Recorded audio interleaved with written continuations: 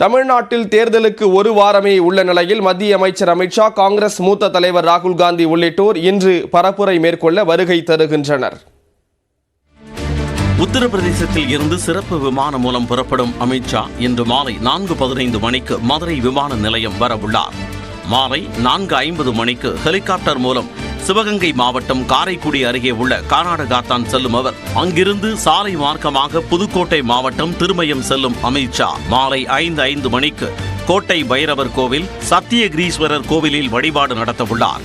மீண்டும் மாலை 6:10 மதுரை விமான நிலையம் வரவுள்ள மத்திய அமைச்சர் அமித்ஷா மாலை 6:20 மணிக்கு மதுரை மக்களவை தொகுதி பாஜக வேட்பாளர் ராம சீனிவாசனை ஆதரித்து வாகன பேரணி நடத்தவுள்ளார்.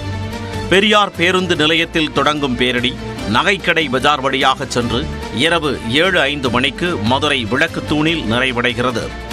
இதையடுத்து இரவு 7:15 மணிக்கு மதுரையில் இருந்து சிறப்பு விமானம் மூலம் கேரள மாநிலம் திருவனந்தபுரத்திற்கு அமித்ஷா செல்ல உள்ளார். இதனிடையே காங்கிரஸ் மூத்த தலைவர் ராகுல் காந்தி இன்று தமிழ்நாட்டில் பரப்புரை மேற்கொள்ள உள்ளார். இன்று மாலை 3:50 மணிக்கு திருநெல்வேலிக்கு வரவுள்ள ராகுல் காந்தி மாலை 4 மணிக்கு நெல்லை பெல் மைதானத்தில் நடைபெறும் பொதுக்கூட்டத்தில் இந்தியா கூட்டணி வேட்பாளர்களுக்கு ஆதரவு திரட்ட உள்ளார். அங்கிருந்து கோவை புறப்படும் ராகுல் காந்தி செட்டிப்பாளையத்தில் இரவு 7 மணிக்கு நடைபெறும் பொதுக்கூட்டத்தில் முதலமைச்சர் மு.க. ஸ்டாலினுடன் இணைந்து கூட்டாக பரப்புரை மேற்கொள்ள உள்ளார். கோவை திமுக வேட்பாளர் ராஜ்குமார், பொள்ளாச்சி திமுக வேட்பாளர் ஈஸ்வரசாமி ஆகியோரை ஆதரித்து வாக்கு சேகரிக்க உள்ளார். ராகுல் காந்தியின் பரப்புரையொட்டி 2500 போலீசார் பாதுகாப்பு பணியில் ஈடுபடுத்தப்பட்டுள்ளனர்.